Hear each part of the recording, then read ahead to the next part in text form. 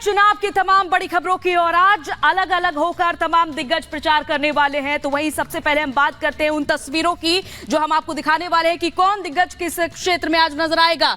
सबसे पहली सेंटर में तस्वीर आप देख पा रहे हैं पीएम नरेंद्र मोदी की। ये उस वक्त की प्राण प्रतिष्ठा की तस्वीर है, लेकिन आज पीएम नरेंद्र मोदी दूसरी बार अयोध्या में जाएंगे, दर्शन पूजन करेंगे। तो वहीं गृह मंत्री अमित शाह भी ओमकार भरते हुए नजर आएंगे। जेपी नड्डा की भी आज रैली होने वाली है। सीएम योगी आदित्यनाथ एक बार फिर से आज जनसभा को संबोधित करने वाले हैं और अखिलेश यादव एक बार फिर से प्रचार प्रसार करेंगे।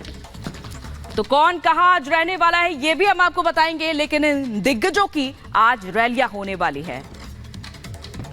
तो पीएम नरेंद्र मोदी आज दूसरी बार अयोध्या जाएंगे, जहां वो दर्शन पूजन करेंगे और यहीं से अपना विजन भी बताएंगे। पीएम नरेंद्र मोदी लगातार अभी तक चुनाव प्रचार में जुटे हुए पीएम नरेंद्र मोदी आज रामलला का आशीर्वाद लेने के लिए पहुंचेंगे, क्योंकि आज पीएम नरेंद्र मोदी का 2 किलोमीटर लंबा रोड शो भी है और आज पीएम नरेंद्र मोदी रामलला के आगे नतमस्तक होंगे, उनका आशीर्वाद लेंगे और दर्शन पूजन करेंगे। क्योंकि 22 जनवरी को हुई प्राण प्रतिष्ठा के बाद अब पीएम नरेंद्र मोदी चुनाव से पहले उनका आशीर्वाद लेने जाएंगे, क्योंकि 13 मई को अपना नॉमिनेशन पीएम नरेंद्र मोदी दाखिल करेंगे।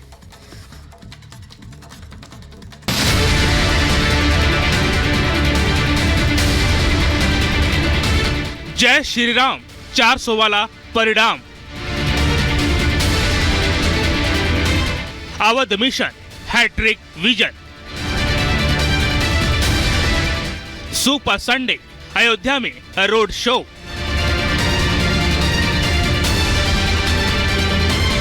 बिल्कुल जीतेंगे 400 पार।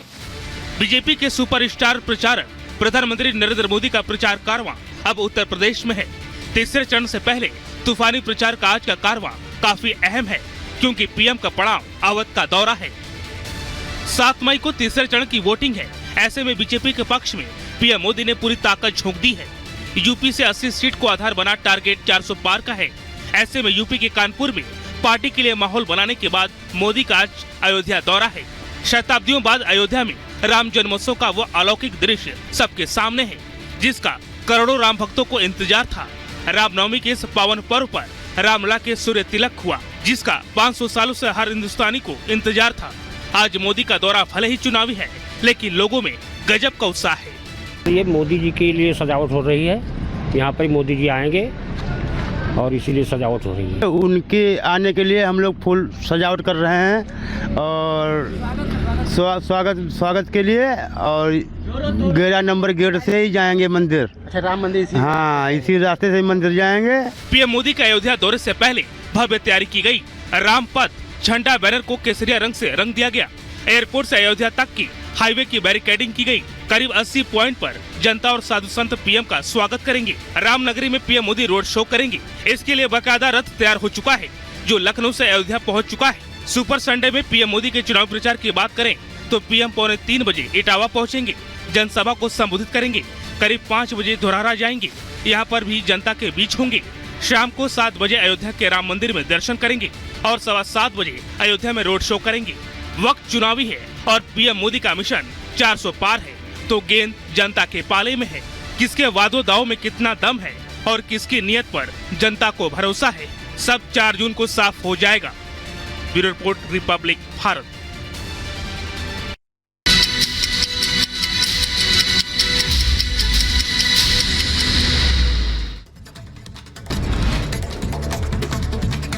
जम्मू कश्मीर के पुंछ में एयरफोर्स के काफिले पर आतंकी हमला हुआ। वायुसेना का एक जवान शहीद, हमले में 4 जवान घायल, इलाज जारी। सेना के जवानों ने पूरे इलाके को घेरा। सुरनकोट इलाके में सर्च ऑपरेशन जारी। हिंदू नेताओं की हत्या की साजिश को सूरत पुलिस ने नाकाम किया। हिंदू संगठनों के नेताओं को फोन पर जान से मारने की धमकी देने वाले मौलवी सोहेल को क्राइम ब्रांच ने दबोचा। आरोपी का पाकिस्तान से भी है संपर्क। मौलवी से पुलिस की पूछताछ जारी। दिल्ली के केशवपुरम में 2 बच्चों की संदिग्ध हालात में मौत हो गई। दुकान में मिले दोनों बच्चों के शव, शरीर पर हल्के जख्मों के निशान मिले। घटना के बाद से पिता गायब, पुलिस मामले की जांच में जुटी। गाजियाबाद में अपहरण और हत्याकांड में फरार चल रहे बदमाशों ने पुलिस के साथ मुठभेड़ हुई। एक बदमाश गोली लगने से घायल हो गया। मुठभेड़ के बाद 3 बदमाश गिरफ्तार हुए। बट्टा व्यापारी योगेंद्र शर्मा की हत्या के आरोपी है तीनों बदमाश। देर रात गाजियाबाद में एक रेस्टोरेंट में लगी भीषण आग की लपटें कई किलोमीटर तक उठती दिखाई दी। सूचना मिलते ही दमकल विभाग की टीम मौके पर मौजूद, आग बुझाने की कोशिश जारी। उत्तर प्रदेश के बुलंदशहर में बियर से भरा ट्रक अनियंत्रित होकर पलटा। ट्रक पलटने से बियर की बोतलें और पेटियां बिखर गई। हादसे में ड्राइवर और क्लीनर घायल। वहीं राहगीरों ने बियर की बोतलें उठाकर ले गए। यूपी के गाजीपुर में कुएं में गैंगस्टर की लाश मिलने से सनसनी मची। कुछ दिन पहले ही जेल से छूटा था बदमाश विशाल यादव। परिजनों ने जताया हत्या की आशंका। पुलिस मामले की जांच में जुटी। हरियाणा के पलवल में बंद पड़े रद्दी के गोदाम में अचानक से आग लगी। आग से इलाके में मचा हड़कंप। मौके पर पहुंची फायर ब्रिगेड की टीम ने आग पर काबू पाया। रद्दी की कटिंग जलने से भारी नुकसान हुआ। मध्य प्रदेश के होशंगाबाद में सतपुड़ा टाइगर रिजर्व के मढ़ई क्षेत्र में बने तालाब में टाइगर का पानी पीने का वीडियो सामने आया। भीषण गर्मी में पानी पीते हुए नजर आया। लोकसभा चुनाव के बीच दिल्ली से बड़ी मात्रा में कैश बरामद हुआ। तुगलकाबाद में एक लग्जरी कार में मिले 2 करोड़ रुपए।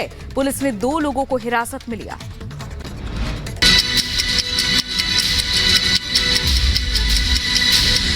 अभी नबी की शान में जो गुस्ताखी करने वाले हैं उनको हमको नहीं छोड़ना है। इस तरह करके एक टाइटल बनाया था, उसके अंदर ये सब पूरा चैटिंग करते थे। पुलिस से मिली जानकारी के मुताबिक आरोपी के ग्रुप में सोशल मीडिया के जरिए Pakistan, Nepal, Indonesia, Vietnam, Kazakhstan के लोग जुड़े हुए थे। यही नहीं, पुलिस चैट खंगालने के बाद यह भी दावा कर रही है कि आरोपी को पाकिस्तान के हैंडलर ने भरोसा दिया था कि वो जल्द से जल्द मौलवी तक हथियार पहुंचा देंगे। ये छोटी मोटी साजिश नहीं लगती है, इसमें तो बड़े लोग लगते हैं पाकिस्तान की तरफ से। हो सकता है ISI हो सकता है दाऊद इब्राहिम हो। तो आप किस तरह से उसके पीछे जाएंगे? नहीं, अभी हमें जो भी सेंट्रल एजेंसीज हैं उनकी भी हम लोग हेल्प ले रहे हैं और उनको भी शेयर कर रहे हैं उसकी मदद करने के लिए कि जो नंबर हमें पाकिस्तान और नेपाल के मिले वो किसके नंबर से, उसके लिए भी कर रहे हैं। और दूसरा ये सूरत का 2 लोगों ने कमलेश तिवारी का मर्डर जाके सूरत से किया था। बिल्कुल। तो काफी सीरियसली हम लोग इसको देख रहे हैं और जितना रेडिकलाइज हाईली रेडिकलाइज्ड और जो भी कंटेंट्स मिले हैं उसमें देख के लगता है कि वो काफी रेडिकलाइज्ड है। पुलिस अब मौलवी के बारे में पूरी जानकारी जुटा रही है, लेकिन शुरुआती जांच में सामने आया कि आरोपी मौलवी मदरसे में पढ़ाता था, साथ ही मुस्लिम बच्चों को निजी ट्यूशन भी देता था। सूरत पुलिस ने एक अरेस्ट की है। एक कोई मौलवी है, उनका नाम मोहम्मद सोहेल है। ये क्या है किस्सा और ये क्यों आपने अरेस्ट की है? ये मौलवी सोहेल अबू बकर सूरत जिले में ही कामरेज तहसील आती है, वहाँ के रहने वाले हैं। ये बेसिकली एक यहाँ पे जो धागा कंपनी टेक्सटाइल से रिलेटेड एक कंपनी है, वहाँ पे एक मैनेजर काम करता है और साथों साथ बच्चों को रिलीजियस जो टीचिंग्स होती है वो पढ़ाया करता है। पुलिस को शक है कि आरोपी चुनाव के पहले हत्या की साजिश रचकर देश में माहौल खराब करना चाहता था, जिसकी प्लानिंग सीमा पार से चल रही थी। Bureau report, Republic Bharat. उधर जम्मू कश्मीर के पुंछ में आतंकी हमला हुआ है, जहां वायुसेना का एक जवान इस हमले में शहीद हो गया है। 4 जवान घायल बताए जा रहे हैं और इसके चलते पूरे इलाके को घेर लिया गया है। वायुसेना के काफिले पर आतंकी हमला हुआ, जहां सेना के जवानों ने पूरे इलाके को घेरा है और सूरनकोट इलाके में सर्च ऑपरेशन जारी है। ये उस वक्त की तस्वीरें जब ये सर्च ऑपरेशन चलाया जा रहा है, क्योंकि वायुसेना के काफिले पर अचानक से आतंकी हमला होता है। जहां एक तरफ उधमपुर कठुआ क्षेत्र में सर्च ऑपरेशन जारी था और इस बीच वायुसेना पर हमला किया गया है। जम्मू कश्मीर के पुंछ में आतंकी हमला हुआ है, जहां हमले में 4 जवान घायल हो गए हैं और 1 जवान शहीद बताया जा रहा है। और ये 2 तस्वीरें पुंछ में आतंकी हमला हुआ, जहां 1 जवान शहीद हुआ है और इसके चलते हर एक जगह पर चप्पे चप्पे पर निगरानी रखी जा रही सुरक्षा बलों की ओर से। और अब इन सुरक्षा बलों की ओर से इस हमले का जवाब दिया जाएगा और इसी के चलते पूरे इलाके में सर्च ऑपरेशन जारी है और जहां भी आतंकी छिपे बैठे हैं इन्हें निकाल के निस्तनाबूद किया जाएगा। क्योंकि अभी तक ये देखा जा रहा था कि सर्च ऑपरेशन के चलते उन इरादों को नाकाम किया जा रहा था, लेकिन अचानक से वायुसेना पर आतंकी हमला होता है।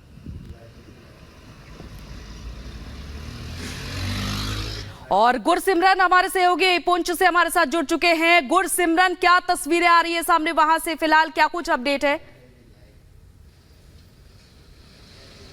शुभ प्रभात अंजलि, इस वक्त हम सुरनकोट में मौजूद हैं और यहाँ भारतीय सेना और जम्मू कश्मीर पुलिस की तरफ से बड़े पैमाने पर ऑपरेशन की शुरुआत कर दी गई है, क्योंकि आतंकी जो है अभी भी इस इलाके में मौजूद है। और आप देखेंगे कि भारतीय सेना के जो कमांडोज हैं वो यहाँ पर तैनात है। अत्याधुनिक हथियारों से लैस ये जवान किसी भी आतंकी गतिविधि का जवाब देने के लिए सक्षम है और इन्होंने पूरे इलाके को घेर लिया है, क्योंकि सड़क के रास्ते भी ये माना जा रहा है कि आतंकी हो सकता है भागने की कोशिश करें, इसलिए हर आने जाने वाली गाड़ी के पूर्ण तौर पर चेकिंग की जा रही है और इस चेकिंग के बाद ही इन्हें आगे जाने की इजाजत दी जा रही है। मैं सरजीवन से कहूंगा कि आपको दिखा पाएं कि भारतीय सेना के जाबाज जो हैं हाथों में अत्याधुनिक हथियार लिए यहां पर तैनात हैं, ताकि कभी भी दुश्मन अगर दिखे तो दुश्मन को पूरी तरह से निस्तनाबूद किया जा सके। यह घटना कल देर शाम 5:30 बजे की है, जब घात लगाकर पाकिस्तान के लश्कर तोयबा के आतंकी 4 आतंकी जो बताए जा रहे हैं उन्होंने भारतीय वायुसेना के काफिले पर हमला किया। यह एक प्री प्लान्ड अटैक था, इससे पहले इलाके की रेकी की जा चुकी थी। उन्हें पता था कि कहां पर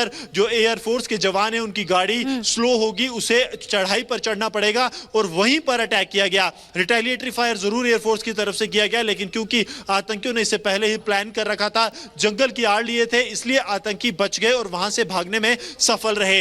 ये अटैक ऐसे वक्त पे हुआ है 5:30 पौने 6 में, क्योंकि पहाड़ी इलाके में तब अंधेरा होना शुरू हो जाता है और अटैक के तुरंत बाद आतंकी जब भागे हैं तो सुरक्षा बल उन्हें जब ढूंढने के लिए गए तो घना अंधेरा था, इसलिए पूरे इलाके पे कॉर्डन लगा दिया गया ताकि सुबह की पहली किरण के साथ सर्च शुरू की जाएगी। अब जो है क्योंकि सुबह हो चुकी है तकरीबन 5:30 बजे, आज सुबह सर्च एक बार फिर से शुरू कर दी गई है, क्योंकि जंगली इलाका जो है वो बहुत ज्यादा घना इलाका है। एक बार अगर सरजीवन आपको ऊपरी इलाके के विजुअल्स भी दिखा पाए तो वहां पर तकरीबन 3 से 5 मीटर की विजिबिलिटी भी काफी ज्यादा मुश्किल हो जाती है और यही कारण है कि अब सुरक्षा बल चप्पे चप्पे पर न सिर्फ ग्राउंड से बल्कि एरियल सर्विलांस से और उसके साथ साथ ड्रोन्स के जरिए इंटेलिजेंस, ह्यूमन इंटेलिजेंस के जरिए हर तरह से नजर बनाए हुए हैं ताकि आतंकियों के इस ग्रुप को मार गिराया जाए, क्योंकि ये आतंकियों का ये जो ग्रुप है ये बहुत ज्यादा खतरनाक ग्रुप है। ये पहले भी इस इलाके में कई आतंकी हमलों को अंजाम दे चुका है। आप देखेंगे यहाँ पर जम्मू कश्मीर पुलिस के जवान भी पूरे इलाके में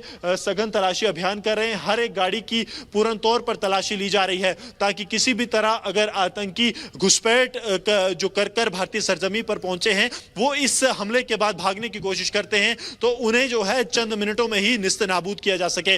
बड़े पैमाने पर सर्च ऑपरेशन इस वक्त ग्राउंड जीरो पर चल रहा है। भारतीय सेना के जो खास तौर पर आतंकी गतिविधियों को जो है खत्म करने के लिए ट्रेंड राइफल्स के कमांडोज हैं वो यहाँ पर तैनात अंजलि कर दिए गए हैं ताकि उन 4 आतंकियों लेकिन गुरसिमरन जिस तरीके से आप बता रहे हैं जो वहां पर स्थिति है, क्योंकि घने जंगल है, लेकिन आप खुद बता रहे हैं कि पूरी प्लानिंग के साथ इस आतंकी घटना को, इस आतंकी हमले को अंजाम दिया गया है। काफिला कब निकलेगा, कितने बजे निकलेगा, कौन उसमें शामिल होगा, ये सब इस बारे में जानकारी थी क्या?